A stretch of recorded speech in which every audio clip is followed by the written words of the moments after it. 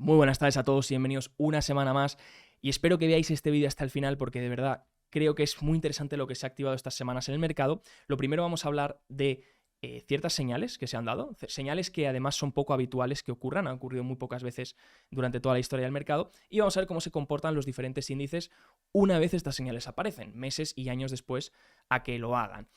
También recordemos que estamos llegando a niveles importantes, un nivel muy importante que coincide, uno, con esta tendencia, y dos, bajista, y dos, donde tenemos una media de 200. Una media de 200 que, bueno, veremos si, aquí recordemos que aún así la conseguimos superar en el SP500, pero en el Nasdaq no la habíamos superado, en el Composite no se superó, se rechazó la última vez que tocó esa media de 200. Pues podemos ver el Nasdaq también y el SP qué hacen ahora en este nivel, qué hacen ahora en esta media de 200 días, y a ver si ofrece resistencia al mercado o consiguen pasarla. Recordemos que aunque consiguiesen pasarla, podríamos ver también un retroceso en el mercado antes de continuar con la tendencia. ¿Por qué un retroceso en el mercado? Porque en mi opinión empieza a estar todo muy sobrecomprado. Hemos tenido una subida muy rápida en muy pocos días y ahora lo vamos a ver también con el breadth, con la amplitud de cuántas empresas han conseguido recuperar sus medias, pero ha sido muy rápido todo, ¿de acuerdo? Ha rebotado muy rápido y pues ahora mismo está todo sobrecomprado y también por estos tres cabrones, perdonad la palabra, pero estos tres cabrones son los que vamos a vigilar luego,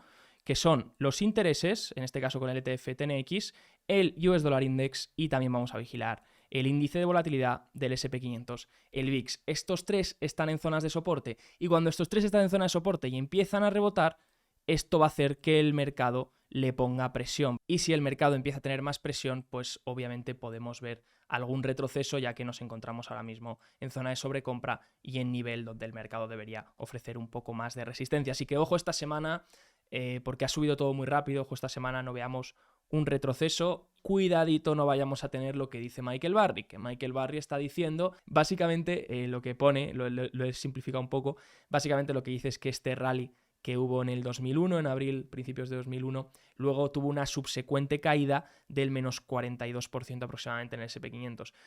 Sí que es verdad que en este rally no se recuperó la media de 200, así que a ver si en este que estamos teniendo ahora sí la recuperamos, sería una muy buena señal. Y ojo, no solo recuperarla, porque mira, aquí también se recupera en esa línea roja, que es la media de 200, y luego vuelve a caer el mercado. No es solo recuperarla, es recuperarla y mantenerte por encima de la media de 200, poniendo como zona de referencia, nivel de referencia a aguantar. Oye, si el índice no es capaz de aguantar dos semanas, 3 semanas por encima de esa media de 200, pues ahí tenemos una confirmación de que posiblemente volvamos a ver bajadas o retrocesos. Dicho esto, vemos que este nivel de 50, el retroceso de 50, no se llega a superar. Se toca en este rally, pero no se supera. Así que sí que es verdad que a punto a favor del rally que hemos tenido en 2022, pues sí que hemos recuperado ese 50%. Y hay otras señales a favor de este rally.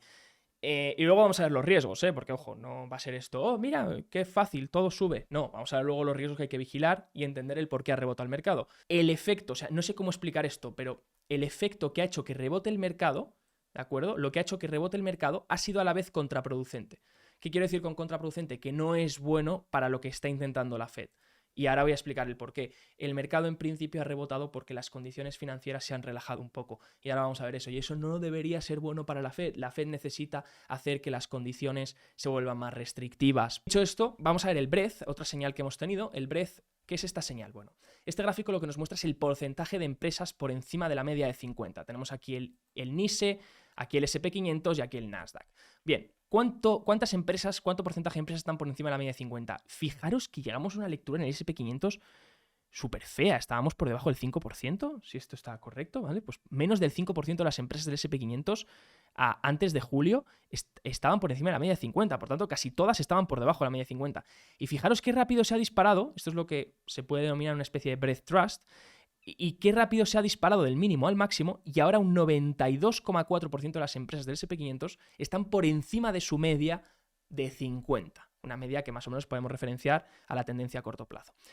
Bueno, pone aquí Kevin Marder, cuando las acciones superan su media de 50 días, el Holy Grail es el 90%. ¿Qué quiere decir esto? Como que la señal ideal es cuando este porcentaje de acciones está por encima del 90%, o sea, más 9 de cada 10 empresas del SP500 están por encima de su media de 50 días. Y esto solo ha ocurrido 30 veces en 70 años. Y desde 1942, ¿cómo ha reaccionado el mercado después? Pues estaba mucho más alto, o más alto, el siguiente año. ¿Qué quiere decir esto? Que cuando estas señales se dan, normalmente el mercado un año más tarde tiende a estar en positivo, tiende a tener un rendimiento positivo. Vemos que hemos pasado de el mínimo muy rápido a esa zona de máximo, y pues las últimas veces en los últimos años, desde el 2018 que ha pasado esto, pues han venido acompañadas de buenas subidas del mercado. ¿Quiere decir esto que vayamos a subir en línea recta? No, podemos ver todavía retrocesos, incluso retrocesos que retesteasen el mínimo anterior. Recordemos que hemos dicho antes que las condiciones se habían facilitado, que las condiciones financieras se estaban facilitando, y lo podemos ver en este gráfico de aquí, en este Chicago Fed National Financial Conditions Index, que básicamente cuando sube es que las condiciones se están volviendo más restrictivas, por tanto malo para el mercado, y cuando baja se están volviendo más sencillas. A la Fed lo que le interesa es que esto vaya al alza para contener ese CPI, para contener, enfriar la economía y hacer bajar la inflación. Ahora bien, vemos que durante estas semanas ha ido a la baja. Ha ido a la baja, y lo vemos aquí más reflejado en detalle, porque hemos visto estos intereses a largo plazo caer, y cuando estos intereses a largo plazo caen, pues vemos que ese mercado se impulsa, sobre todo esos activos de mayor duración, esos activos más sensibles a los tipos de interés, tanto cuando sube tanto como para baja, inversos obviamente, porque aquí estas empresas con mayor duración, por tanto mayor sensibles a esos tipos de interés, pues vemos biotech, tecnológicas, más empresas growth, empresas más cíclicas, pues todas esas son las que han sufrido más cuando los tipos han subido, y ahora son las que han rebotado más fuerte cuando los tipos están bajando. Dicho esto, el US Dollar Index pues también ha bajado estas últimas semanas después de una subida muy rápida, y eso ha aliviado también a las acciones estadounidenses, ha quitado presión sobre ellas, lo que ha permitido también ese impulso, pero esto otra vez retroalimenta las commodities, ¿no? Entonces retroalimenta posibles subidas en las commodities, así que pues puede ser al final un ciclo que retroalimente el CPI y sea un feedback loop del que no salgamos nunca, ¿no? Por lo menos próximamente. Y por otro lado, esta cobertura, vemos que el VIX se ha ido reduciendo drásticamente desde la zona de los 30 hasta la zona de los 20, y pues eso también ha impulsado el rally. Así que vamos a ver ahora los niveles que tenemos que vigilar. Fijaros, este VIX que acabamos de decir, bueno, pues nos topamos esta contracción que hemos tenido desde la zona de más o menos de los 35 puntos hasta los 20 puntos aproximadamente, donde encontramos un soporte que en caso de perderlo nos podríamos ir hasta la zona de 16. Va a ser bastante difícil perderlo, y por eso he avisado y digo que podríamos ver un retroceso en los mercados. Si el VIX va al alza, pues podemos ver un pullback en los índices que retrocedan un poco después de tal subida, porque fijaros el VIX lo rápido que se ha contraído, lo mismo que hizo en esta zona actualmente, y aguantó esos 20 puntos aproximadamente. Veremos ahora, pero vigilar muy de cerca si el VIX empieza a rebotar otra vez hasta la zona de los 22, 23 puntos, mucho cuidado por si hay un reversal y un pullback en los mercados. Por otro lado, el TNX, los intereses son los que han permitido que el índice siga subiendo, sobre todo esos sectores más de larga duración, más cíclicos, más tecnológicos, más growth, lo que hemos visto. Cuidado, no rompan esta tendencia bajista. Si empezasen a romper esta tendencia bajista y superasen la media de 50, en esta zona empezamos a encontrar riesgo, a partir de la zona del 3%, 2,9%. Por otro lado, el dólar. El dólar parecía que perdía esta tendencia.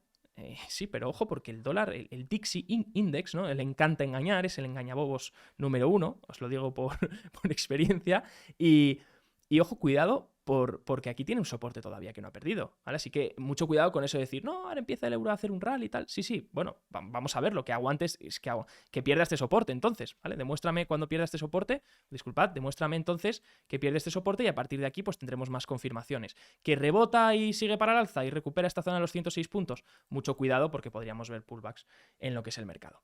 Vamos, por tanto, con las conclusiones del vídeo de hoy. Lo primero, hemos tenido señales positivas estos últimos días. Hemos visto esas señales de breadth bastante positivas. También hemos visto ese retroceso desde máximos a mínimos, recuperar ese nivel del 50%, lo cual no es habitual en rallies de mercados bajistas, en bear market rallies, como se denominan. Y ahora nos topamos con un nivel importante. Nos topamos con esa media de 200 días en los diferentes índices. Importante superarla, pero ya no solo importante superarla, porque a lo mejor la superamos, pero luego hacen un engaño y nos vuelven a tirar. Por tanto, lo importante, en mi opinión, es aguantar por encima de esa media durante unas semanas. Aguantar y retestear esa media, que haga de soporte y no se pierda una vez se consiga cruzar, si es que se consigue cruzar, porque todavía tenemos cierto camino hasta llegar a ella. Cuidado también con emocionarse.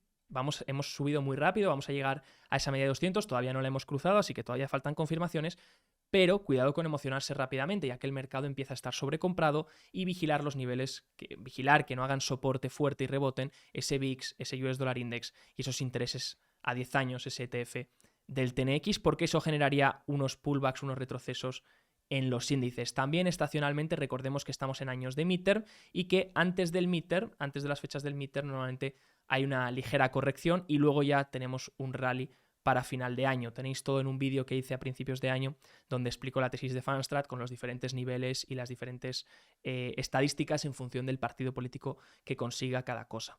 También vigilar el petróleo. El petróleo es lo que ha generado que el CPI, la energía en general es lo que ha generado que el CPI desacelere mes a mes. Ahora bien, si vemos un fuerte repunte, pues podríamos volver a tener peso sobre el CPI, podríamos volver a confirmar que el CPI va a volver a acelerar mes a mes si vemos un repunte en lo que es el petróleo. Así que ojo, cuidado, vigilarlo, y también a la par vigilar y no emocionarse porque a lo mejor la Fed no debe pivotar aún. ¿Por qué? Porque hemos visto que las condiciones se están aflojando más que restringiendo. Por tanto, la Fed debe permanecer restrictiva, por lo menos en la reunión de septiembre, y comunicarlo de esa forma, en mi opinión. Debe ser una comunicación por parte de Powell, no como lo hizo la última vez, porque lo que ha generado es que las condiciones se faciliten, sino al revés, una condición todavía mucho más estricta y mucho más restrictiva.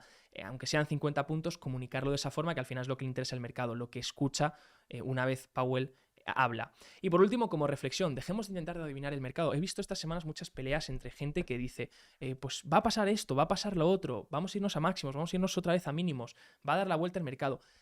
Yo creo que el más importante es entender cuál es la causa de lo que está ocurriendo, por qué los mercados rebotan, y si rebotan, cuáles son las consecuencias que están generando, ¿no? Por ejemplo, se están aflojando esas condiciones financieras, ¿por qué están permitiendo que el mercado rebote? Entender eso y entenderemos las consecuencias que pueden originarse a futuro y por tanto los riesgos que vendrán acompañados. Nadie tiene una bola de cristal, nadie sabe lo que va a hacer el mercado. Yo personalmente me equivoco muchísimo, pero lo que me ayuda a mantenerme en los mercados es la gestión del riesgo. Gestiona bien el riesgo, ten cuidado, siempre mira los niveles en los que estás comprando, mira los diferentes indicadores, entiende estas dinámicas y te irá bien. Y entonces podrás entender y gestionar el riesgo. Y cuando te equivoques, oye, salir con pérdidas pequeñas, y cuando aciertes, pues podrás rentabilizar tu cartera. Dicho esto, me despido, que tengáis una muy buena semana. Chao, chao.